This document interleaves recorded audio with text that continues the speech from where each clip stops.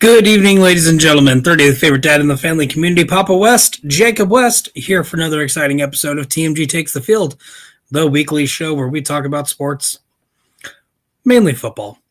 This week, it's just going to be football. We had our final week of the college football regular season this previous weekend. Ton of great games to talk about. We're going to also talk about coaching carousel of college. Not a lot of firings, but some firings, some hirings, some stepping down, some interesting news to say the least. And then again, we will go into the NFL season, getting into this next week, talking about how last week was with Thanksgiving games and games after that. See where our predictions went. So, without further ado, let's get into it. College football, what an exciting week it was. We had games on Friday.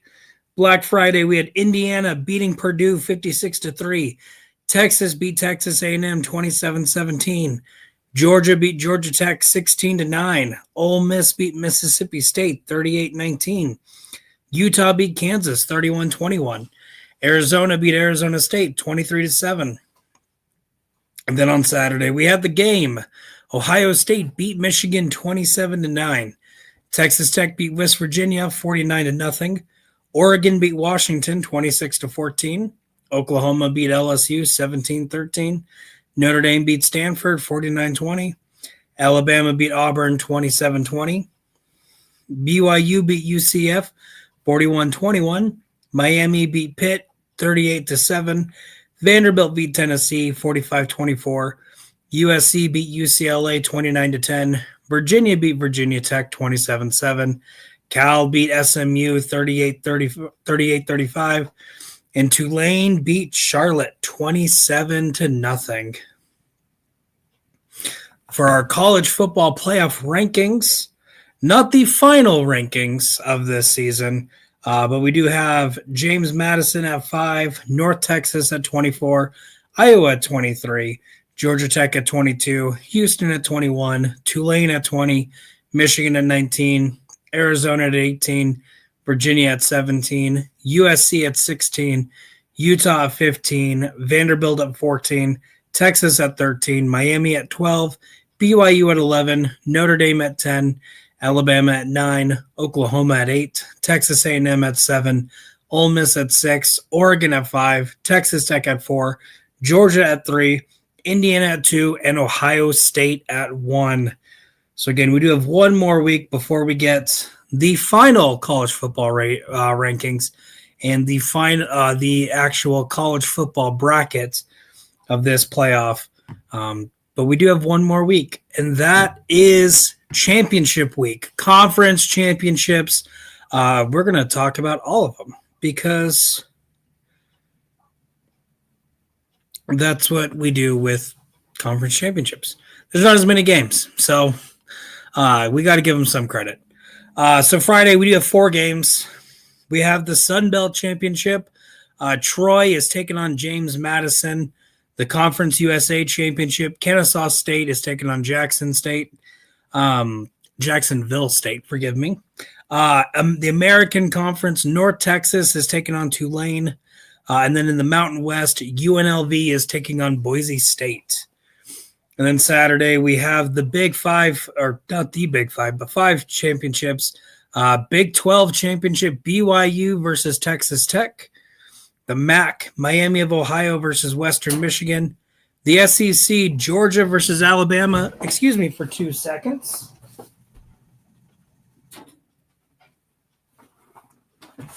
Forgot to turn off my heater. That would have been bad. SEC, Alabama, Georgia. Big 10, Indiana versus Ohio State. And then the ACC, we have Duke versus Virginia. Top 5 ranked conference champions, automatic bids into the college football playoffs. So there are some chances that we have 1 through 12 being in the playoffs. There's a chance we have some shakeups there. There's also a chance that the ACC does not have anyone in there. Because if Duke wins, that'll be interesting. Now, like I was saying, we do have the carousel the coaching carousel where coaches are hired, coaches are fired, and just a lot of changes going on there. So kind of some things to talk about. And again, I'll bring up every coaching firing that has happened this year. We did have a couple that happened towards the middle of the year. Some we talked about, some we did not. So every firing that happened kind of in the middle of this year. Starting off with September 17th, it was week 3, week 4. UCLA fired Deshaun after they had that 0-3 start.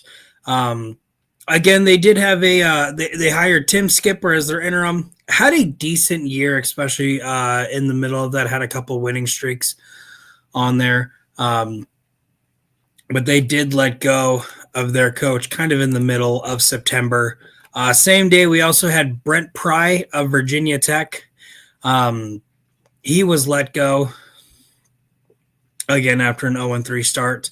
The very next week, in my opinion, one of the most shocking firings of the year, Mike Gundy of Oklahoma State, at that time was the most tenured head coach in all of college football. I'd been with that program for many, many years. He was let go after a 19-12 loss to Tulsa. Sam Pittman of Arkansas was released the next week.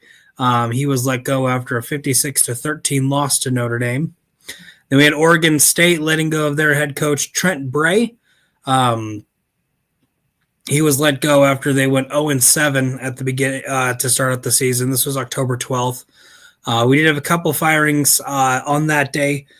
Trent Dilfer out of UAB, he was let go. And then we also had the biggest one and possibly the biggest firing of the year, and that would be Penn State's James Franklin, who won like 2 games but lost some really bad ones.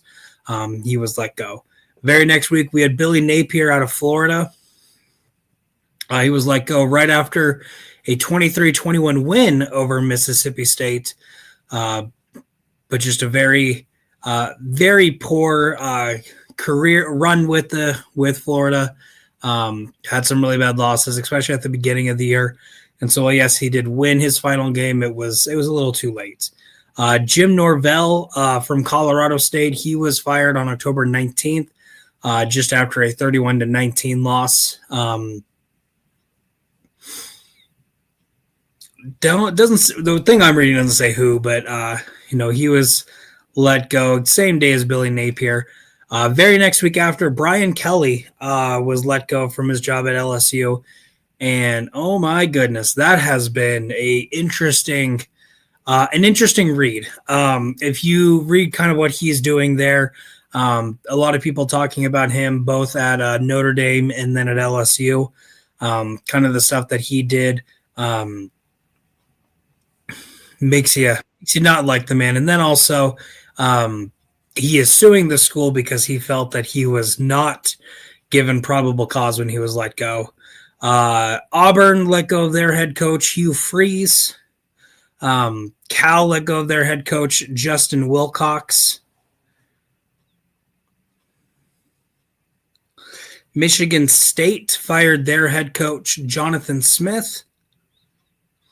Kentucky fired their head coach, Mark Stoops. Again, another tenured coach who was let go. So those have been at least the firings. A couple of resignations because they have taken because some schools have hired coaches for these positions. So now that school that the coach was from is looking for a new head coach. So far, again, we've had quite a bit of hirings. And I'll start at least chronological order from the back end from this website that I'm on, College Sports Wire. I'm not sure exactly the chronological order when these were hired, but the first one on here is from Colorado State. Again, after getting rid of Mike Norvell, they are hiring from UConn, Jim Mora Jr. Then we have Oregon State hiring Alabama co-offensive coordinator Jamarcus Shepard. Virginia Tech, again, without a normal head coach from one of the first teams to let go of their head coach, they are hiring James Franklin, former Penn State head coach. Oklahoma State is hiring North Texas head coach Eric Morris. From what I hear, Eric Morris is still coaching North Texas in the conference championship game. If they make the playoffs, I'm not sure if he will be with them too. Stanford is hiring former player, former coach, and former quarterbacks coach from Washington, the Commanders. Tavita Pritchard is their new head coach. Arkansas is hiring Ryan Silverfield, former Memphis head coach. Auburn is hiring former Southern Florida coach Alex Galesh. Florida is hiring former Tulane head coach John Sumrall, a big name in a lot of the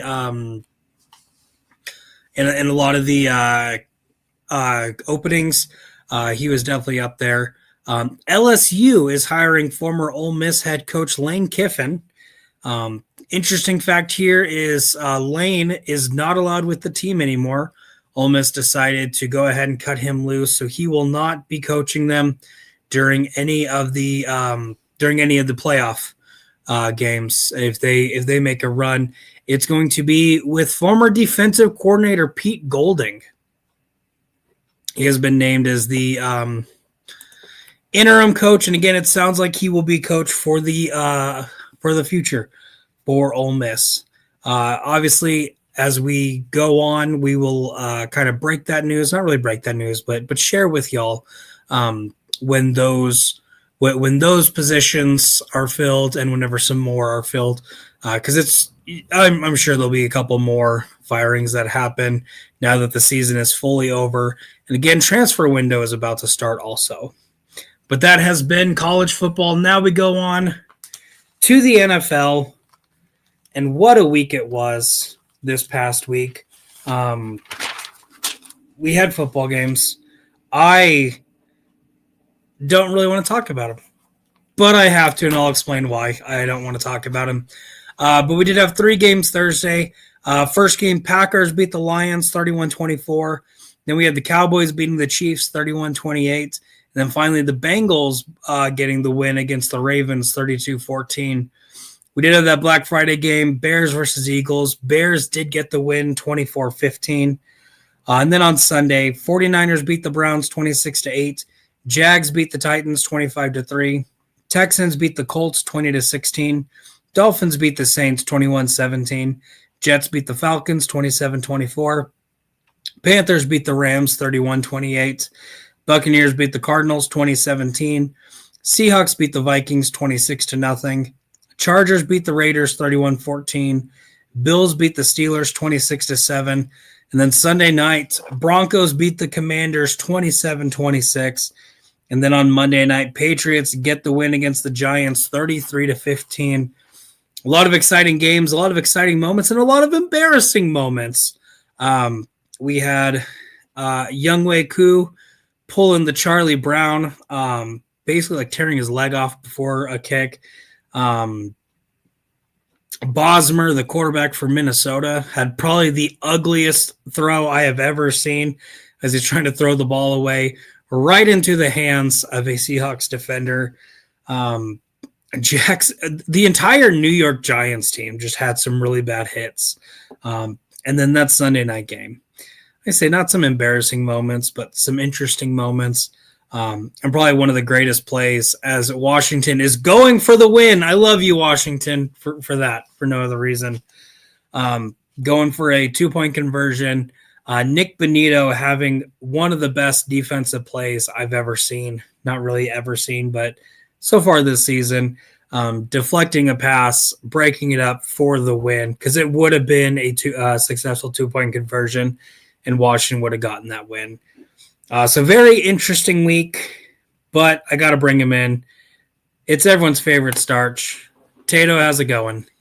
Oh, it's going pretty good, business as usual. Just Bears winning football games. It's kind of what they do. Um, yeah.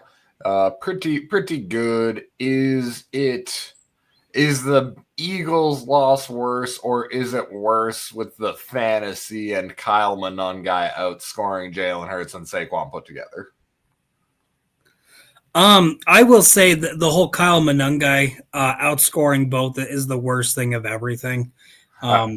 Because I mean the Bears are number one in the NFC right now, so of course if you play them, you're going to lose, right? That's exactly how that rolls. Yeah. So for our predictions, Tato was not on the show. However, Tato did message me his picks very shortly after. I won't go through all of them, but what I will say is Tato had a pretty decent week. It was an all right week. He finished at 10-6, taking his overall record to 125-69. Nice. Do I have to share my week? I mean, it's the format of the show. It is the format of the show.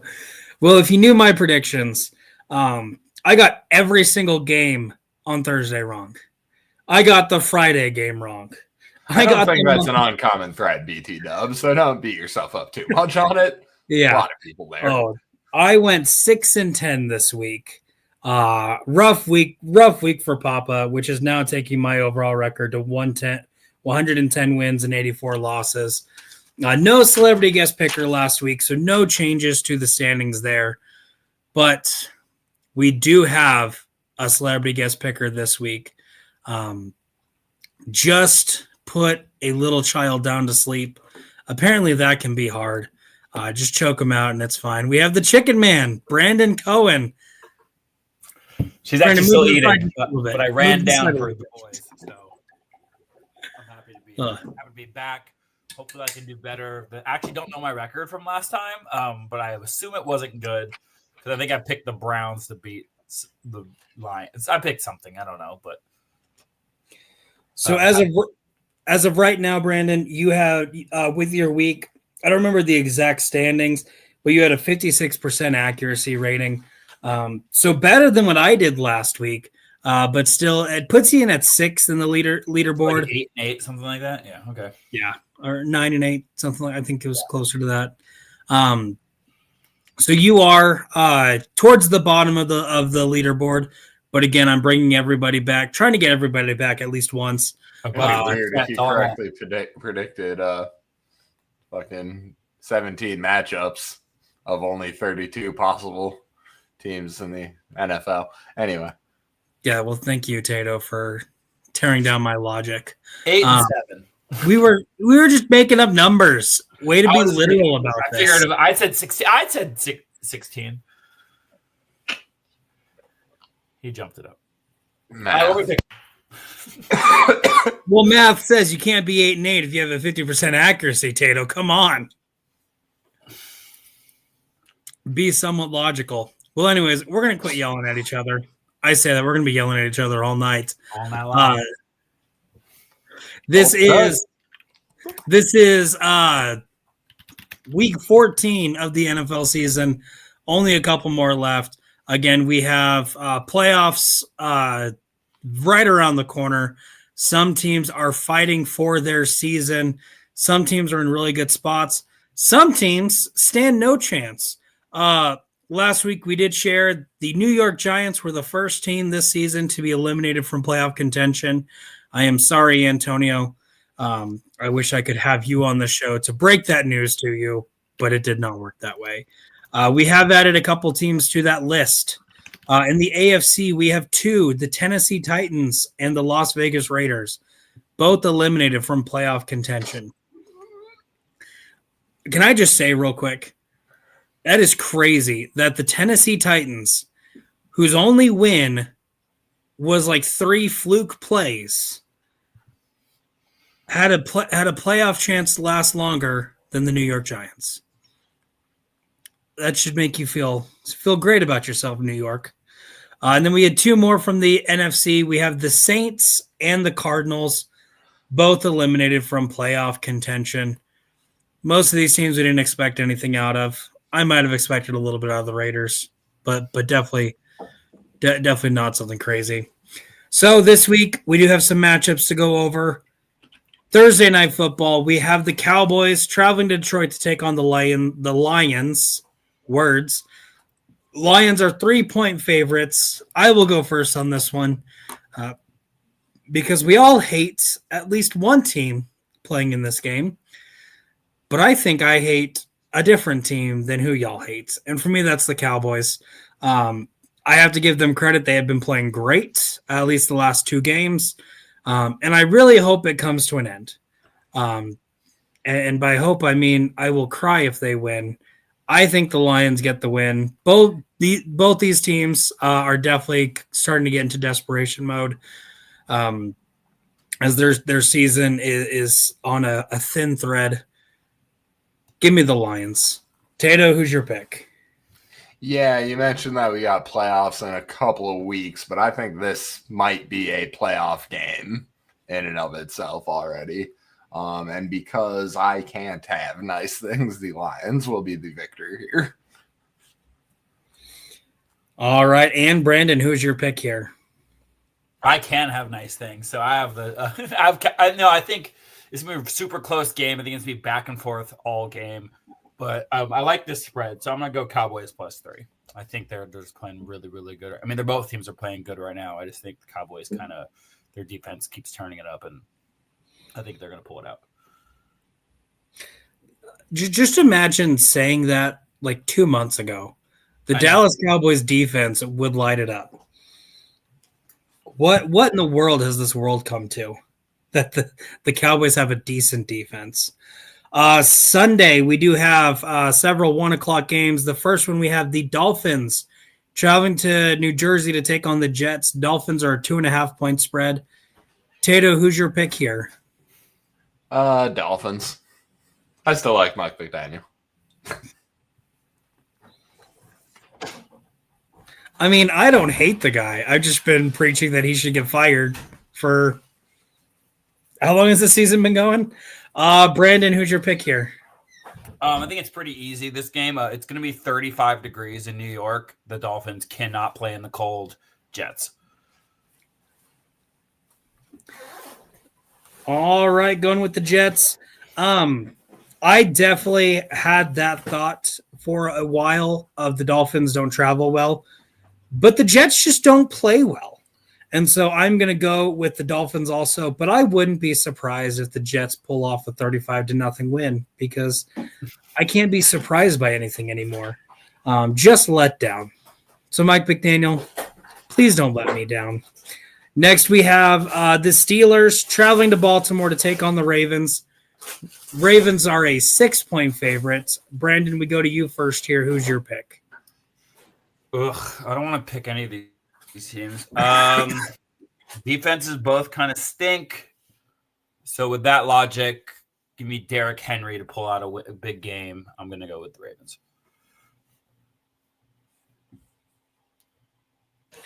I was definitely going back and forth quite a bit on this one too, because we've seen both teams struggle. We've seen both teams play decently. And even though the Ravens have really come out of nowhere to have a great spot in the division, I think they're still in the lead right now, or they're both 6-6. I saw him struggle against the Bengals. And the Bengals don't have a defense, but the Steelers kind of have a defense. And so while it kind of pains me to say, and I don't know why I'm saying this, I think the Steelers get the win. Tato, what about you? Yeah, I think this is one of those tight booty AFC North games, excuse me. I will take the Ravens at home here.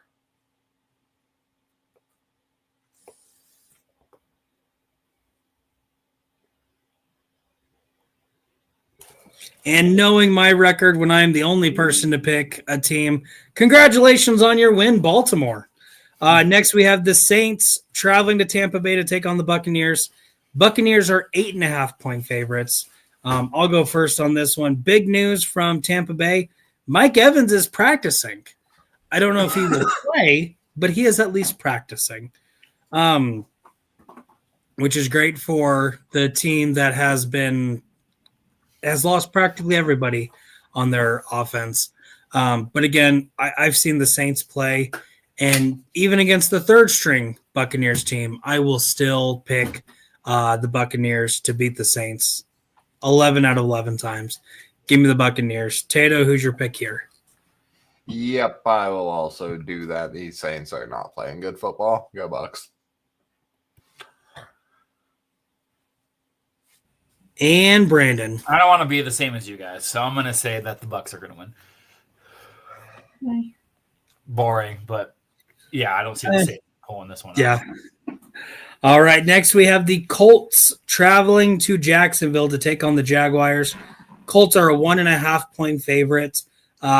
Brandon, I will have you go first here. Who's your pick? Yeah, this was a couple weeks ago. I think this is kind of an obvious pick, but I think things are a little more interesting now. Daniel Jones is playing, but with that broken, what does he have? A broken fibula. Yep. Gardner's out, so I think they dropped this one. I think the Jags pulled this one out. All right, I'm going to go ahead and go next. And I have been very high on the Jags all year. I have not been high on the Colts, and it's kind of bitten me in the butt for quite a bit of the season, at least not being high on the Colts. But we've definitely been seeing them struggling. And like we said earlier, Daniel Jones, broken fibula, and we've been seeing him struggle quite a bit with that, which granted, let's be fair. Everyone would struggle if they had one of their bones in their legs broken. But that being said, again, I've been really high on the Jags. I've liked the way they've played, even on some of these closer, tight games. I think they've been playing great. And I think the Jags pull out the win and take sole possession of first place in the AFC South. Tato, what's your pick here? Yeah, I was ready to go against the grain on this one, but I also have Jacksonville getting it done. All right, next we have the Titans traveling to Cleveland to take on the Browns. Browns are a 4.5-point favorite. Tato, you were supposed to go first in that last one, but I completely skipped. It's going to happen a lot more. Sorry, guys. But Tato, I'll have you go first here. The guy who is really, really good at getting sacks versus a quarterback who is not very good at doing anything as of right this second. Hopefully he'll get a little better. I will take the Browns.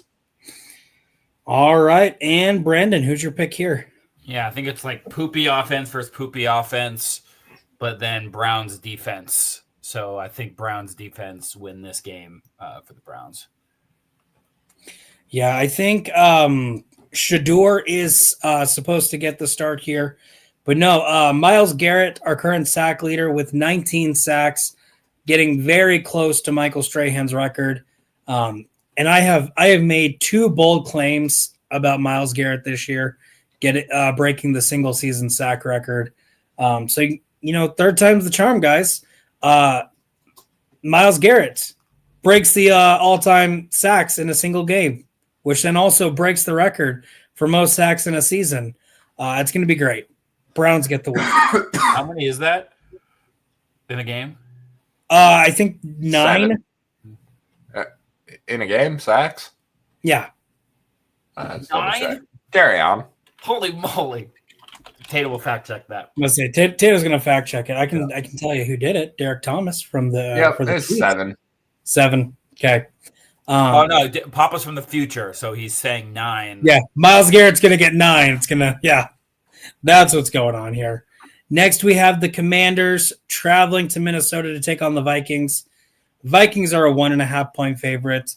I will go first on this one. I don't know how the Vikings are a 1.5-point favorite because I don't know if. Well, I say that JJ McCarthy must be starting. He's on track. He is on track. I know that not a lot of injury news on a Wednesday night. Why we don't do this later in the week? Because there's a Thursday game, guys. That's why. But I'm about to say, I don't care if JJ is on track. You know who else is on track to come back? Jaden Daniels. And while Jaden Daniels has the couple times he has played hasn't played great like you did last year, I still like the Commanders team, regardless if it's Daniels or Mariota, over a lot of teams. And the Vikings are one of those teams. I have the Commanders getting the win. Tato, who's your pick here? Yeah, I definitely went to the injury report on this one, being that obviously both quarterbacks have some questions going on. For what it's worth, Jaden still quite limited in practice, no contact, so he's kind of on the we'll see kind of thing. Whereas JJ full practice and Christian Darrisaw, I think even more importantly than JJ McCarthy, looks like he will be back in the Minnesota lineup. And for that reason, I will give the Vikings the victory in this game at home. I think Justin Jefferson's going to come in with a big old chip on his shoulder for the old 4-yard game. And Vikings get it done in front of the home crowd. All right, and Brandon finishes out with this one. Yeah, if Jaden Daniels plays, it changed my mind. But I'm seeing that he's, from what I'm looking at, when Tato said, doesn't look like he is. JJ McCarthy is. So, yeah, I'm looking at the defense here to kind of shut down Mariota. And I think I like that Justin Jefferson, kind of explosion game they're all kind of waiting for. All right, next we have the Seahawks traveling to Atlanta to take on the Falcons. Seahawks are a 7-point favorite. Tato, start us off with this one. Yeah, Seahawks. Sam Darnold still has not turned into a pumpkin completely. We're still waiting for it. It's bound to happen, right? Oh. And Brandon. Yeah, Seahawks here. I think they pretty easy. Not easy, but comfortable. I was about to say the Rich Eisen overreaction Monday. Big note from that show was one of the statements was that Sam Darnold is going to go from last year playing in the game, final game of the season. You win, you're the number 1 seed. You lose, you're the number 5 seed. To this year, playing a game at the end of the season, win and you're the number 1 seed, lose, you're the number 5 seed. And it's crazy that he's doing this on 2 different teams because he could be a Viking. The Vikings could have signed him, but instead they have JJ McCarthy. And look where that got them. No, Seahawks have been playing great. And the Falcons lost to the Jets, guys. Give me the Seahawks. I don't care that it's in Atlanta where the Falcons play better. They've been playing awful lately. Next, we have the Bengals traveling to the Bills. Bills are a 5.5-point favorite. Brandon, I'm going to have you start us off with this one. I'm going back and forth on this one. My heart is saying Bills, but we see this almost every year. Joe Burrow goes down. The Bengals are, sitting right on the edge. They need a huge second half, huge finish, and he comes up and gets them close, but not always quite there. But I don't think he does it this time. I think that the Bills at home, I think kind of shut them down, and I think they kind of light up their defense a bit. So I'm going Bills here, even though I don't want to. All right. I'm going to echo that sentiment. I was going back and forth on this one because, Joe Burrow is going to play great. The Bills don't have a good defense right now. And so that Bengals offense is going to go off on them. But at the same point, the Bills tend to play at the level of their competition. And while the Bengals do not have that good of a record, they are a really good football team. And I just think Josh Allen does Josh Allen things and does a little bit better than the Bengals. It's going to be close, but the Bills get the win.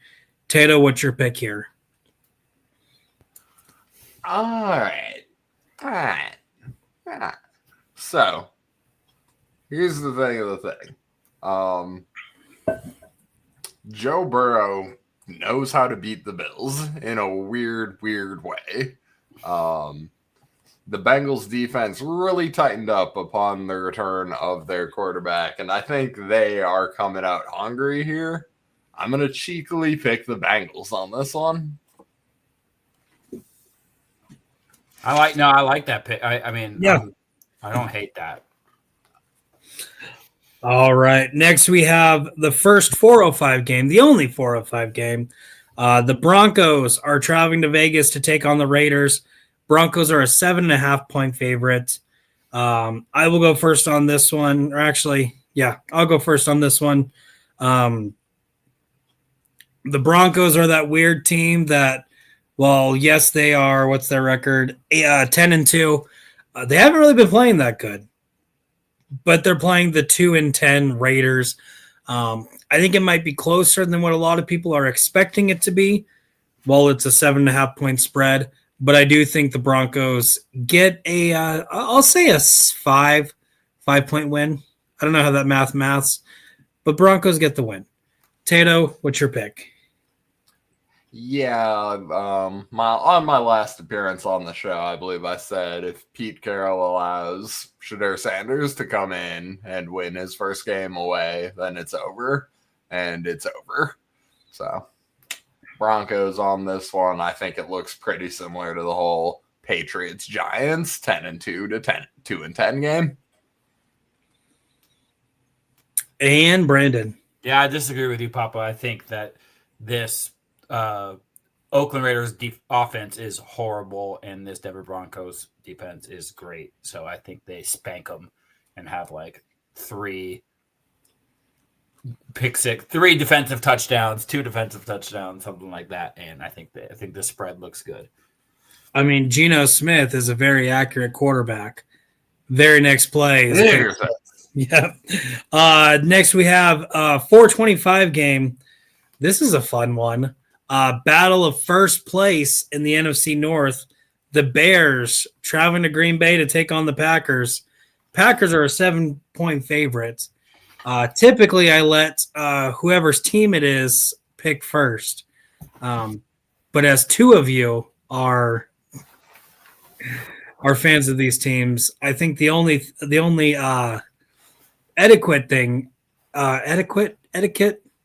equitable. There we go. Yeah. No. I would say we're going to let the guest pick first. So Chicken Man, Brandon Cohen, who is your pick here? Come on. I mean, it's Ben Johnson versus the Packers defense. Our defense is, I think it's going to be a good game. I think they'll be successful, but Jordan Love is kind of on fire right now, and he beat Aaron Rodgers, and with that, he gave them ownership of the Bears. He passed it down to Jordan Love. So I think the Packers win this one in a close game. I think it might be a 1-score game, but I feel like we're playing pretty hot right now. So are you guys, but come on. Well, I think the next best thing to do is Tato. Who's your pick? Well, being that Aaron Rodgers doesn't even want to play the Bears anymore, let alone beat them, there's that. It's December. We are playing running football. We are playing defense football. Those 2 things really start to shine. We just went into the house of the defending Super Bowl champions and had 200-yard rushers. I think that will neglect Micah Parsons' impact pretty heavily. If we're just kind of running it up the gut, he's not going to have a whole lot of time. Caleb Williams has just this anti-sack magic. I'm not saying Micah never gets to him at all, but maybe only once, maybe only twice. It's not going to be as easy for Jordan Love to not throw a pick against the Bears defense with Kyler Gordon and Jalen Johnson returning with a full week. Bears get this one done on running and defense in winter football months.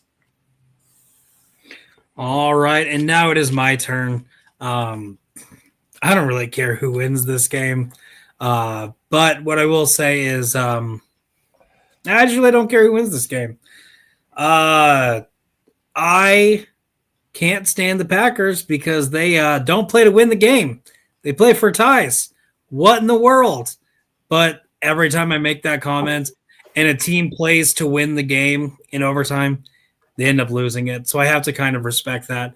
And I think what's going to happen is the Bears are going to come out fast, control the game for a majority of the game, but give me Jordan Love to come back, lead the Packers to a comeback victory, and it's in Lambeau.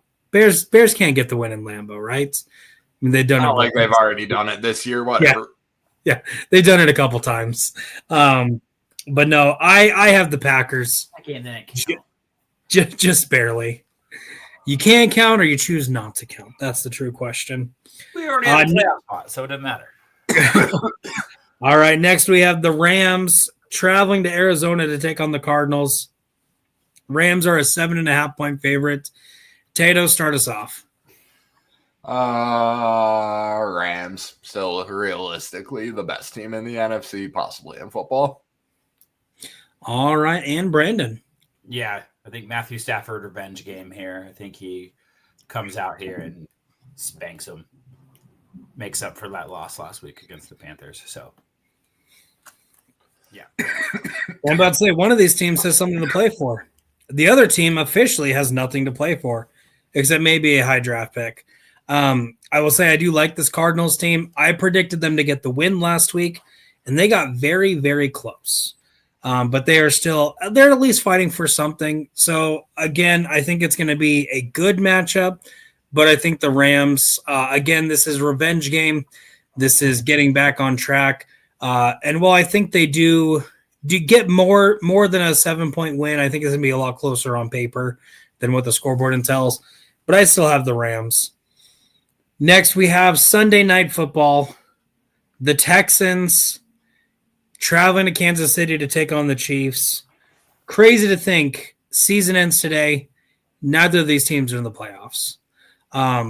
Both these teams are playing for a small chance in the division, really small for Kansas City, a little bit bigger for Houston, but definitely fighting for a wild card spot. I'll go ahead and go first on this one. Man, wouldn't it be crazy to think that the Chiefs don't make it to the playoffs? Man, that would have been crazy to say last year too.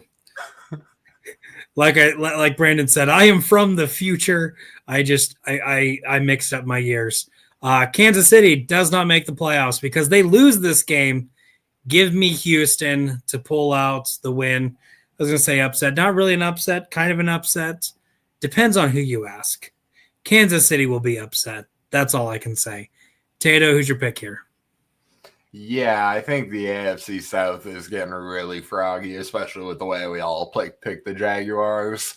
I think it's going to be really thick up in Week 17 and Week 18, and there will still be chances for the Texans to be in there.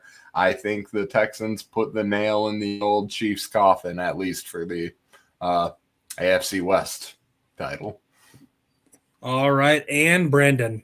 Look, whenever I come on the internet and do these trivia video things, I always tell not to make a fool of myself. And I've said a lot of stupid stuff. Oh, but you're I stand by all of that. But doubting Patrick Mahomes just feels like a stupid thing to do. So I'm not going to do it. This seems like the type of game where he got you right where he wants you, and he makes us all feel like idiots. So I think he pulls this one out, and they somehow make it to the playoffs and somehow make it to the Super Bowl, and Papa has to cry. And we don't know how it happened, but it just feels like a trap game picking against them. So I'm picking the Chiefs here. Trust me, Brandon, out of all the scenarios that could happen, the Chiefs somewhat turning things around, making it to the playoffs and winning the Super Bowl will not make me cry. The only thing that can make me cry now would be the Eagles collapsing and the Cowboys winning the division. Not going to happen, though. It's not. I won't let it happen. Because Monday Night Football, we have 2 8-4 teams, 2 teams that are very hopeful in division play. I'd say very hopeful in conference play because one still has a chance to be number 1. The other team needs a lot to happen to finish number 1. But hey, stranger things have happened, right? We have the Eagles traveling to Los Angeles to take on the Cardinals. Eagles are a 3-point favorite. I'm going to make things a little different. this go around. Brandon, who's your pick here? Justin Herbert coming off of he had surgery, right? On his he did have hand surgery on Monday, I believe. And he is practicing like he's going to play. So there's no reports on anything if he's going to miss. Okay, I'm thinking with this offensive line, I think the Eagles coming off a little bit of an embarrassment. I think they're going to be coming out hot. I think they're going to get to him. I think it's going to kind of mess with his head a little bit. Even though it's a non-throwing hand, it's still got to affect him a little bit. So I'm going to go with the Eagles here. Tato, we're going to go to you next. Yeah, I've also got Philly bouncing back here. I think they're a good football team. It just did not go their way last week. Chargers also solid, but a little more beat up. I think the offensive line's still shaky. I'll take Philly. Yeah, this is definitely going to be the turnaround game for Philly. Because if not, it's going to be a rough last couple weeks. That being said, we have 5 games left after this, or I think including this. And I was saying we can lose. I see us going 3-2. So we might lose this game and we'll still be okay, but we'll see. Regardless, though, LA is having some question marks on that offensive line. Both tackles still out due to injury. That offensive line has looked bad. While, yes, they have had abilities to run the ball, and that proved to be something that the Eagles couldn't stop last week, I do think this is where we kind of get our poop in a groove. Jalen Hurts has an electric game. A.J. Brown gets 99 yards because we are, I don't remember the exact stat, but we have yet to win a game when one of our receivers has more than 100 yards. But we're undefeated when none of them get to 100. So give him 99, right to that threshold, but not quite there. Eagles get the win. And then something cool after that happens. We'll see. But again, open a groove. It's hard to get out. Yeah, it's hard. A screwdriver and ugh. But with that, thank you so much for watching. Throw in the comments who your survivor is, Mr. Guaranteed to get a win. If you like cool energy drinks, try w.gg. Scan that QR code. Get 10% off your order. I just got my Black Friday order in today. Chainsaw Man's Blood Orange, Tiger's Blood, and Blue Raz. Already tried the Blood Orange. Really good. Better than I was expecting. If you like live streams like this, link in the description. Try StreamYard. Get 25% off your first month. I think you have to read the terms on that one. And then just make smart choices. Or don't. I don't care. I'm not your dad. But I could be your pop.